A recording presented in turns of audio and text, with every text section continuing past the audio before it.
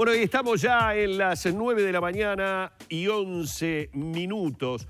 ¿Se acuerdan ustedes que hace algunos días atrás hablábamos, y por lo menos a mí me llamaba poderosamente la atención, algunos gráficos que ustedes pueden encontrar en la página del GEAD con respecto a la movilidad?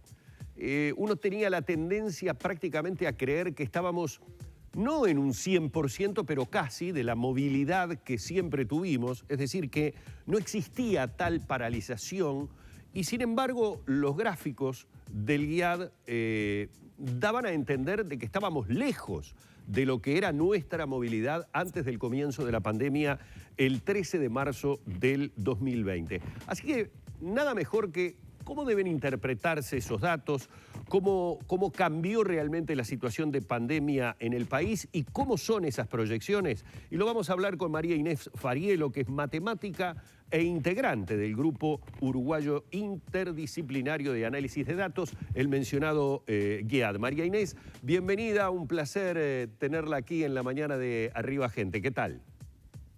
Buenos días, ¿cómo estás, Humberto? Buenos días, un gusto. Muy bien. El otro día, María Inés, miraba los gráficos que ustedes tienen en la página y recorriendo, bueno, cosas muy evidentes como el pico que teníamos en los primeros días de marzo del 2020, esa bajada abrupta a aquellos meses en los que uno salía a las calles y estaban desoladas, y bueno, después el retorno a una movilidad que la verdad cuando fui a los números de marzo, abril, mayo, junio de este año, me sorprendió verlo tan alejado del pico, digamos, de los primeros días de marzo del 2020. Sí, bueno, como decías, la movilidad ha ido cambiando y obviamente las restricciones han tenido su impacto en esa restricción. Las vacaciones escolares típicamente son de las que también tienen bastante impacto, ¿no? O sea, escolares y licencias, ¿no? O sea, primeros días de enero tuvo un impacto grande, turismo también tuvo otro impacto grande, y bueno, ahora vacaciones de julio también tienen un impacto grande en la movilidad. Y sí, de acuerdo a cómo han ido las restricciones, ha ido variando, pero todavía no hemos recuperado el 100%, como todos sabemos, de la movilidad prepandémica, digamos. Claro, lo que sí queda claro en esto que nos está diciendo es que cuando se toma la decisión del parate, por ejemplo, de las clases a nivel primaria, secundaria, que bueno, inclusive no han aún con normalidad, efectivamente se produce digamos, una contención de la movilidad general que es notoria.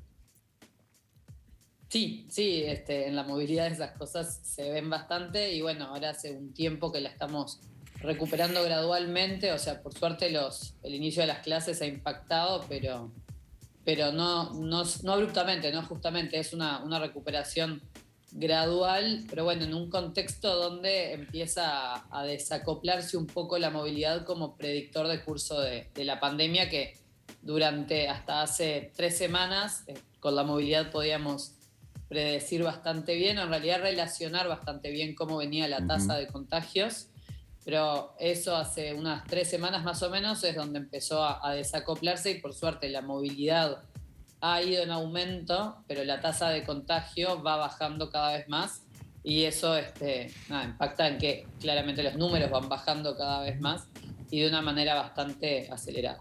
Sí, justamente ese desacople puede asociarse directamente a lo que es el aumento de la vacunación, porque recordemos que antes, por ejemplo, del comienzo nuevamente de las clases presenciales, justamente con quizá un poco más de movimiento internacional en cuanto a llegada de turistas y de nacionales, podía llegar a pensarse lo contrario, que no iba a haber esta tendencia a la baja, sino que iba a subir la cantidad de casos. ¿Es el único factor la vacunación?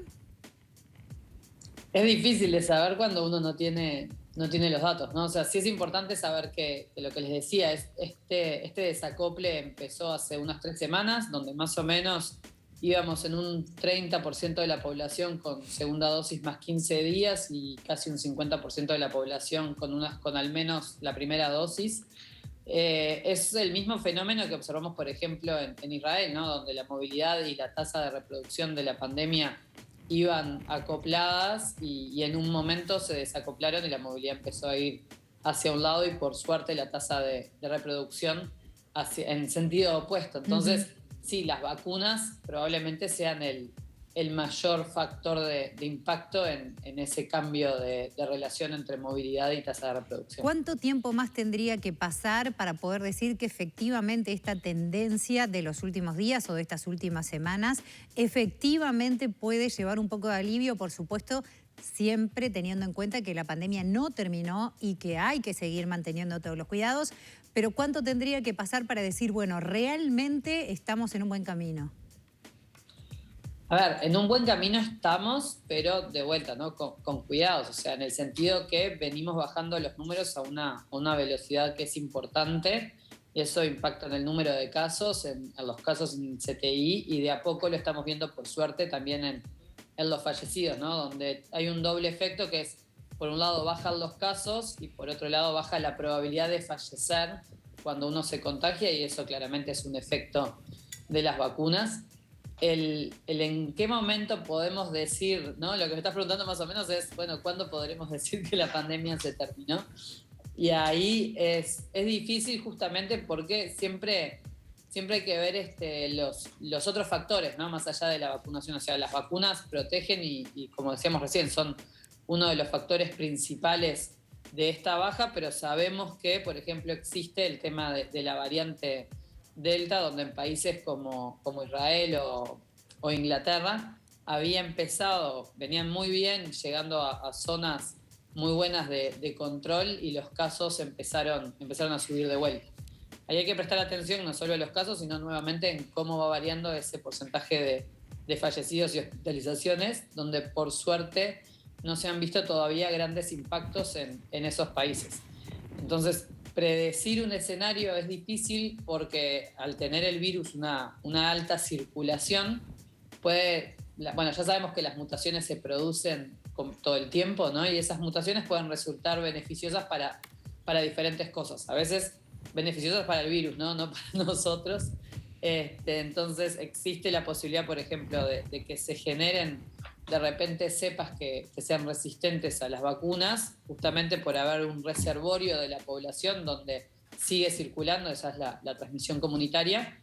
Pero mutaciones beneficiosas para el virus no siempre implican que sea peor. O sea, puede pasar que encuentre la manera de escaparle para contagiar, pero que esas mutaciones de repente sean menos, produzcan virus que sean menos letales, ¿no? Entonces, y todo eso no se puede predecir en cómo va a reaccionar el virus y cómo va a pasar y cómo va a impactar en la población. Entonces, el peligro latente mientras el virus siga circulando en el mundo, ¿no? En partes de la población, o sea, no solo en Uruguay, sino que a nivel mundial, porque sabemos que hay países donde todavía falta muchísimo por vacunar y no hay una sincronía en vacunación en el mundo.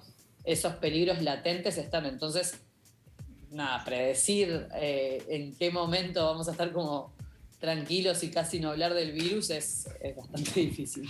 María Inés, para terminar, y porque bueno, a mí me quedó la duda, confieso que estuve mirando y en este momento estoy mostrando en mi computadora la gráfica que aparece sobre el tema movilidad, en donde podemos ver lo que decía anteriormente, es decir, voy a poner el cursor sobre el pico de marzo, donde teníamos esta movilidad de 10, bajamos a un menos 70 en aquel momento, y esta movilidad que tenemos ahora, vamos a no tomar en cuenta esta última porque acá puede estar también el tema de las vacaciones ahora. Pongamos este pico, claro, pongamos este pico que está cercano al menos 20. Ese menos 20, menos 70 o ese 10, ¿a qué corresponden? Explícame un poco esos números, porque a grosso modo, digamos, como dice el dicho, a ojo de buen cubero, lo que yo veo, por ejemplo, por aquí, en este periodo que tiene que ver con abril, marzo de este año, es que hemos estado hasta el 50% de la movilidad que debería ser la normal que teníamos antes de la pandemia. ¿Qué significan esos números de 10 o menos 30, menos 40 que aparecen en la gráfica? Sí, justamente cuando lo miramos así como valor absoluto, no es que sea indicativo que nos diga, bueno, si estás acá, estás mal o estás bien.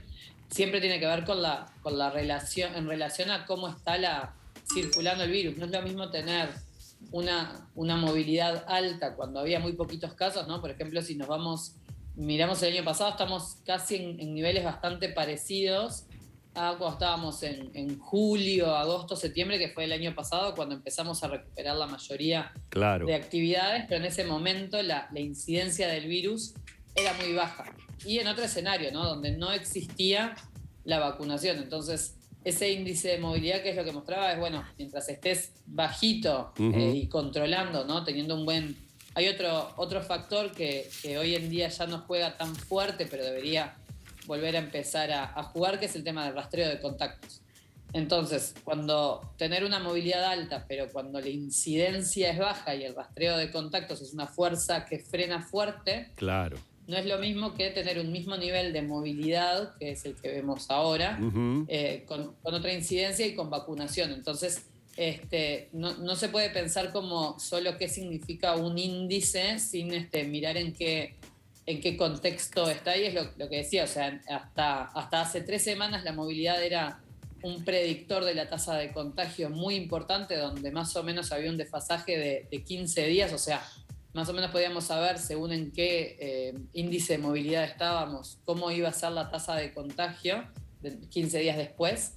Y hoy en día eso ya no se puede, probablemente gracias a las vacunas, ya deja de ser un predictor. Entonces, el valor exacto en el que estemos de movilidad no es tan informativo como lo fue durante muchos meses en la pandemia. Claro. Sigue mostrando, sí, que vamos acercándonos cada vez más a la normalidad, digamos, y que es importante que siga siendo gradual, justamente por estos indicadores de, bueno, en caso que venga una variante que pegue fuerte, por lo menos estar preparados para la contención, ¿no? Exactamente. Entonces, es un montón de balances y equilibrios que hay que seguir teniendo en cuenta por ahora, no nos podemos olvidar todavía. Exactamente, ha quedado totalmente claro, muchas variables y bueno, para ello la palabra autorizada de una matemática integrante del Grupo Uruguayo Interdisciplinario de Análisis de Datos, el GIAD, María Inés Farielo,